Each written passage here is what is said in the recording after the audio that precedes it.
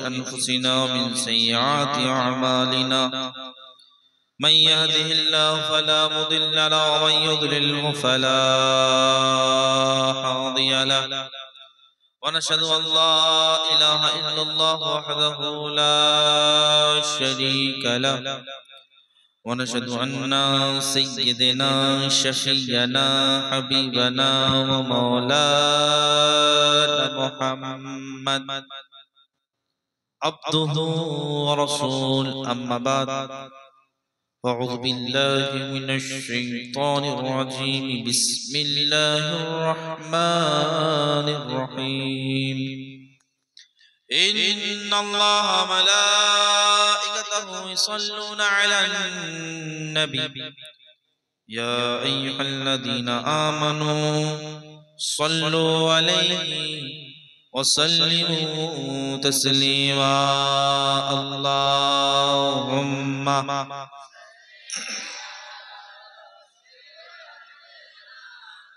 مولانا محمد وعلى آله مولانا محمد محبت سے اچھا بد اللهم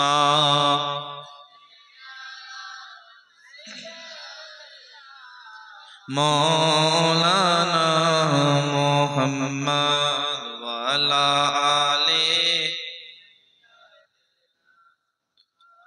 लाना मोहम्मद के महबूब की महफिल को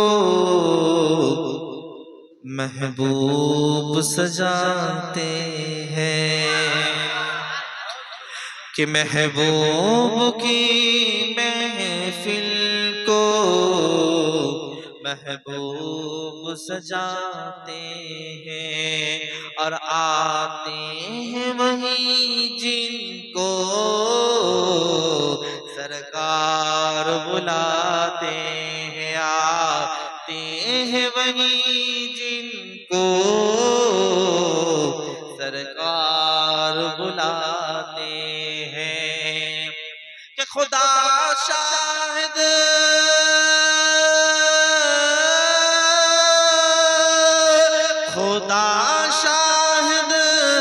किस्मत के सिकंदर है खुदा शाहिद की किस्मत के सिकंदर है जो सरवरे अंबिया का मिलाद मनाते हैं जो सरवरे अंबिया का मिलाद मनाते हैं और जिसे चाहा दर पे बुला लिया जिसे चाहा दर पे बुला लिया जिसे चाहा अपना बना लिया जिसे चाहा दर पे बुला लिया जिसे चाह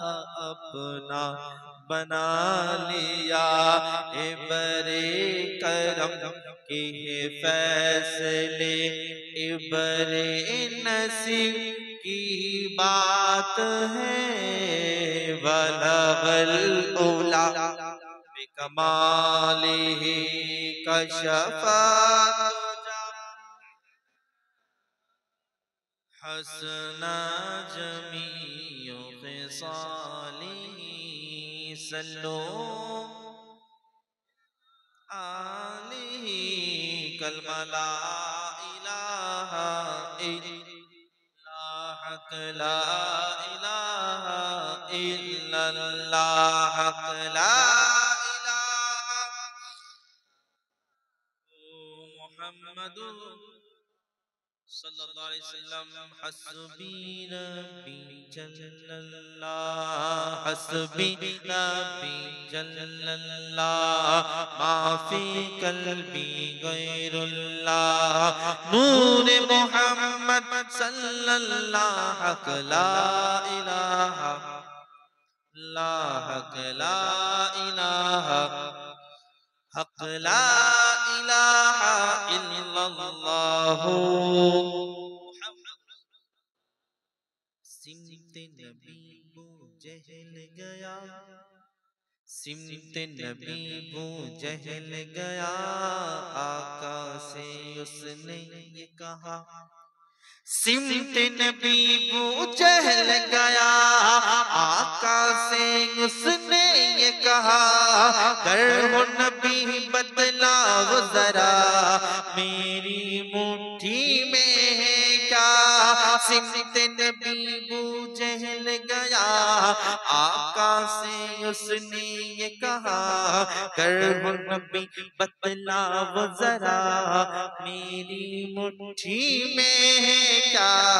आका का फरमान हुआ और फज़ले रहमान हुआ, मुट्ठी से कंकर बोला, हक ला इलाहा हक ला इलाहा इल्लल्लाह, हक ला इलाहा इल्लल्लाह मुहम्मदुर রাসূলুল্লাহ সাল্লাল্লাহু আলাইহি ওয়াসাল্লাম। সমস্ত প্রশংসা গুণচর্চা সেই মহান রব্বুল আলামিনের দরবারে, যে আমাকে আপনাকে উক্ত মাহফিলে আসার, বসার, বলার, শোনার তৌফিক রফিক আতা করেছেন।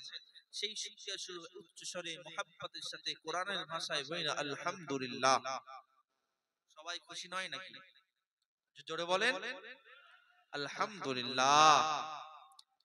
আলহামদুলিল্লাহ। বাদ নামাজ ইশা থেকে নিয়ে আপনাদের এলাকার উলামায়ে কেরাম, মেহমানে রাসূল, আপনাদের এলাকার মেহমান খতিব, যাদেরকে আপনারা ইনভাইট করেছেন, খাস খুসুসান আমাদের আজমির সাহেব, আমার পূর্বে যিনি ছিলেন, আমাদের আপনাদের ইমাম সাহেব যিনি আমাকে দাওয়াত করেছেন, মাওলানা ইসমাইল শামসী সাহেব কিবলা, এবং আমার পরে মাওলানা গোলাম রসুল বালিয়াবি সাহেব, তিনি আসবেন ইনশাআল্লাহ, এসে গেছেন, অন দা ওয়ে আছেন, অবশ্যই পৌঁছে যাবে একটুখানি সময়ের মধ্যে।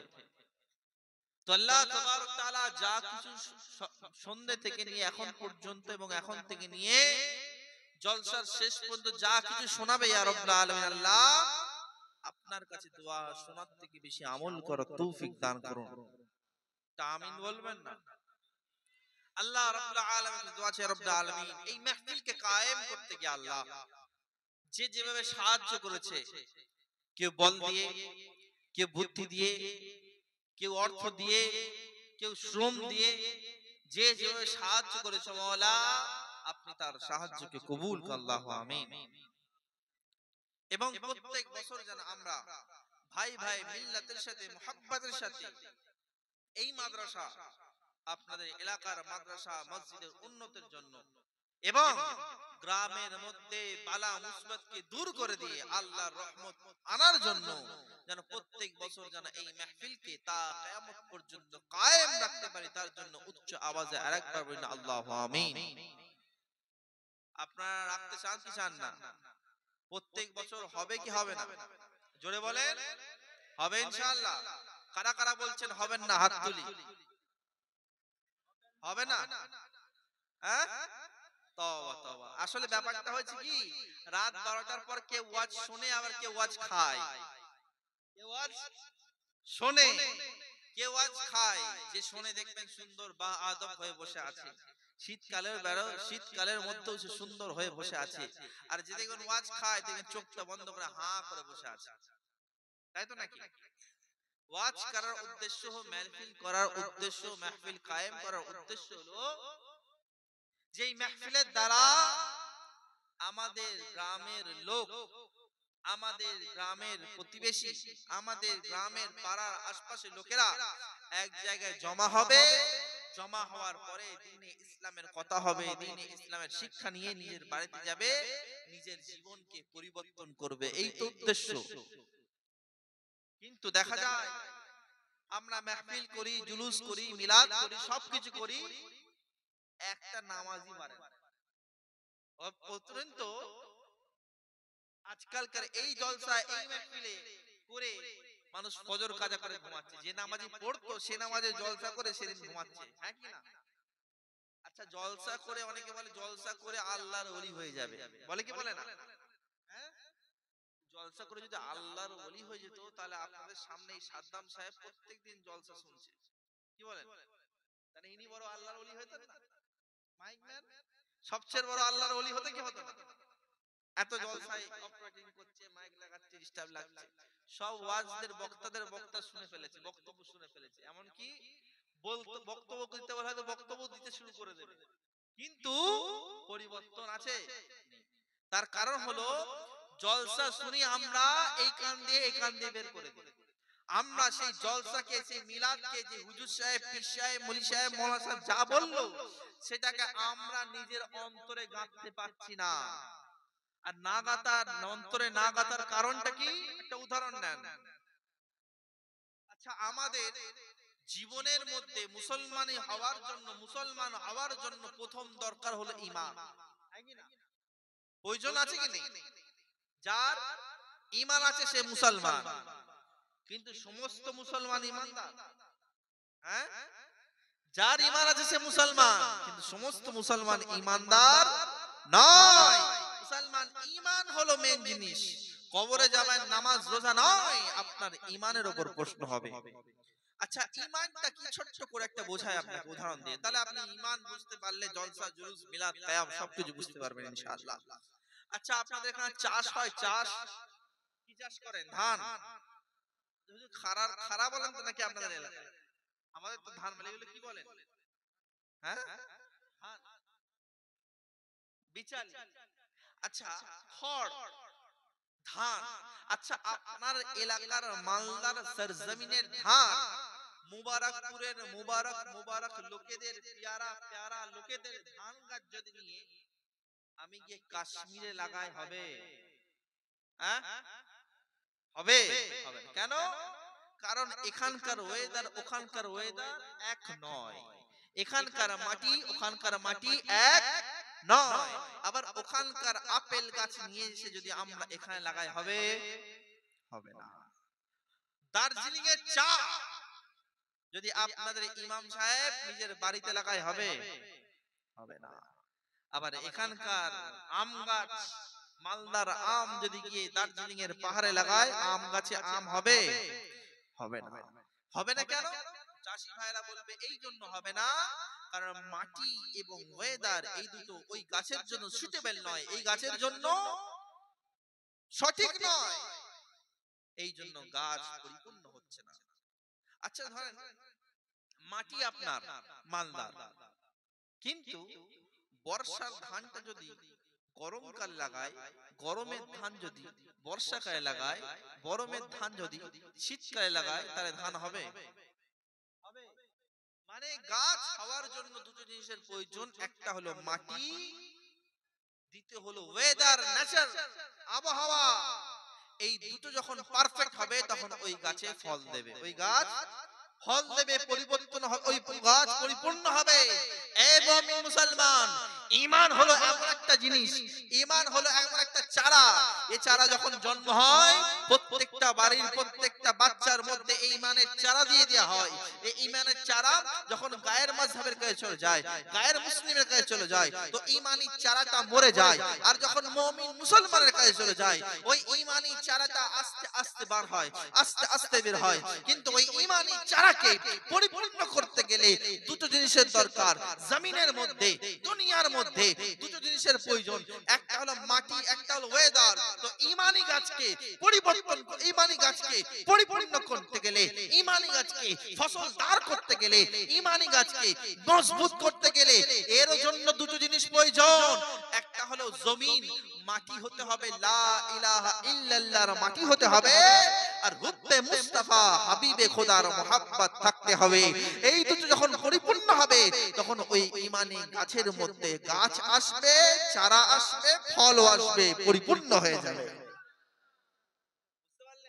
তো ঈমানি গাছকে ঈমানদার হওয়ার জন্য দুটো জিনিসের প্রয়োজন, একটা লা ইলাহা ইল্লাল্লাহ এর জমিন দরকার, এরপর অটল থাকতে হবে, এরপর বিশ্বাস রাখতে হবে ও আল্লাহ যিনি এক, ও আল্লাহ যিনি কুল্লু শাইইন কাদির, ও আল্লাহ যিনি আমাকে বানিয়েছে, ও আল্লাহ যিনি আমাকে খাইয়েছে, ও আল্লাহ যিনি আমাকে পড়িয়েছে, ও আল্লাহ যিনি আপনার জন্য আমার জন্য কুল কায়নাতকে সৃষ্টি করেছে। হ্যাঁ হ্যাঁ, ওই আল্লাহ তাবারক তাআলা বলছেন শুধু আমার উপর অটল রাখতে হবে না, জমিনের সাথে সাথে হুব্বে মুস্তাফা মুহাম্মদে মুস্তাফা সাল্লাল্লাহু আলাইহি সাল্লামের মুহাব্বত রাখতে হবে, তবেই তোমার ঈমানটা মুকাম্মাল হয়ে যাবে, মুকাম্মাল হয়ে যাবে। আচ্ছা চাষী ভাইরা যারা আছেন আপনারা, আচ্ছা আপনারা কি জানেন যখন গাছের মধ্যে ধানের মধ্যে পোকা লাগে ইউরিয়া দেয়, বিষ দেয়, ভিটামিন দেয়, দেয় কি দেয় না? কেন? যাতে ফসলে পোকা না লাগে। তো ঈমানি গাছের মধ্যেও তো পোকা লাগতে পারে, হ্যাঁ? যখন দুনিয়ার ধানে পোকা লাগতে পারে, তো ঈমানি গাছের মধ্যেও পোকা লাগতে পারে। আপনি ভাববেন কিভাবে?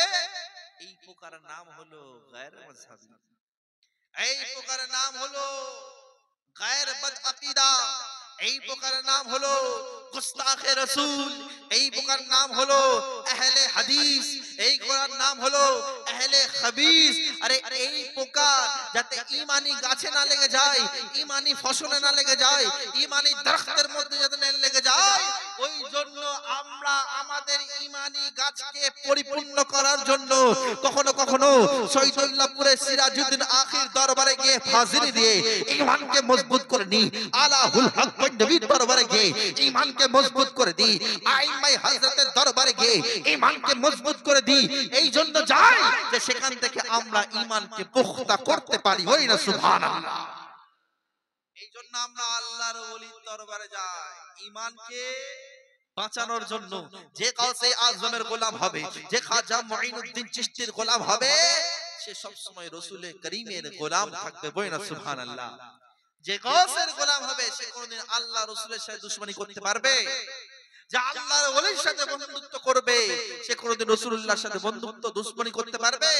হে মুমিন মুসলমান, আজকে আমাদের দিল থেকে মুহাম্মদ রাসূলুল্লাহর মুহাব্বতকে সরিয়ে দেয়া হচ্ছে, মুহাম্মদ রাসূলুল্লাহর মুহাব্বতকে সরিয়ে দেয়া হচ্ছে। তার কারণটা কি? যদি এক আল্লাহর উপর মুহাব্বত করা হয়, এক আল্লাহর উপর ঈমান রাখা হয়, এক আল্লাহর উপর দ্বন্দ্ব ঈমান করা দেয়া যায়, কিন্তু হুব্বে মুস্তাফা নবী মুস্তাফার ভালোবাসা যদি না থাকে তাহলে ওই ঈমান কোনো কার্যকর হবে। যদি কোন ব্যক্তি লা ইলাহা ইল্লাল্লাহ, উঠতে আল্লাহ, বসতে আল্লাহ, শুতে আল্লাহ, ট্রেনে আল্লাহ, জাগতে আল্লাহ, দাঁড়াতে আল্লাহ, আল্লাহ আল্লাহ, লা ইলাহা ইল্লাল্লাহ, লা ইলাহা ইল্লাল্লাহ বলতে থাকে, ওর ঈমান থাকবে? ঈমান থাকবে? ঈমান থাকবে না যতক্ষণ না মুহাম্মদুর রাসূলুল্লাহ বলবে। তো মুমিন মুসলমান ঈমানদার তারা যারা আল্লাহ তাবারক তাআলার সাথে নিজের জানের থেকে প্যারা, নিজের অন্তর থেকে প্যারা মুহাম্মদুর রাসূলুল্লাহকে মুহাব্বত যতক্ষণ না করে। এই মুমিন মুসলমান, এটা আমার কথা নয়, আমার কথা নয়, আল্লাহ তাবারক তাআলা আমার রাসূলের শানকে দেখেন, কেন মুহাব্বত করতে হবে আমার রাসূলকে। আমার রাসূলের শানের জন্য আল্লাহ তাবারক তাআলা ইরশাদ করেন, কুল ইন কুনতুম তুহিব্বুল্লাহ ফাত্তাবিউনি ইহবিবকুল্লাহ। তিনি হলেন মুহাম্মদ রাসূলুল্লাহ। কে মুহাম্মদ রাসূলুল্লাহ? কে নবী মুস্তাফা? ও নবী মুস্তাফা যার জন্য আল্লাহ তাবারক তাআলা বলেন ওয়া মা আরসালনাকা ইল্লা রাহমাতাল লিল আলামিন। তিনি হলেন মুহাম্মদ রাসূলুল্লাহ। কে মুহাম্মদ রাসূলুল্লাহ? যার জন্য আল্লাহ তাবারক লাকাদ মান্নাল্লাহু আলাল মুমিনিনা ইয বাসা ফীহিম রাসূল। তিনি হলেন মুহাম্মদ রাসূলুল্লাহ। কে মুহাম্মদ রাসূলুল্লাহ? যার জন্য বলেন শাহিদুম মুবাশশির ওয়া নাযীরা। তিনি হলেন মুহাম্মদ রাসূলুল্লাহ। কে মুহাম্মদ রাসূলুল্লাহ? আরে কখনো ওয়াদদুহা, কখনো তাহা, কখনো ইয়াসিন বলে যাকে, তিনি হলেন মুহাম্মদ রাসূলুল্লাহ। আরে যার জিকিরের জন্য আল্লাহ তাআলা বলেন ওয়া রাফা'না লাকা যিকরাক। তিনি হলেন মুহাম্মদ রাসূলুল্লাহ। কে মুহাম্মদ রাসূলুল্লাহ? আদম নবী আসে, আল্লাহ তাবারক তাআলা ইয়া আদম উসকুন আনতা বলে ডাকে। মুসা নবী আসে, ইয়া মুসা বলে ডাকে। ঈসা নবী আসে, ইয়া ঈসা বলে ডাকে। হারুন নবী আসে, ইয়া হারুন বলে ডাকে। ইব্রাহিম নবী আসে, ইয়া ইব্রাহিম বলে। ইসমাঈল আসে, ইয়া ইসমাঈল বলে। কিন্তু আপনার নবী, আমার নবী, দো জাহানের বাদশা নবী আসে তো আল্লাহ তাআলা বলে ইয়া আইয়ুহান নবী।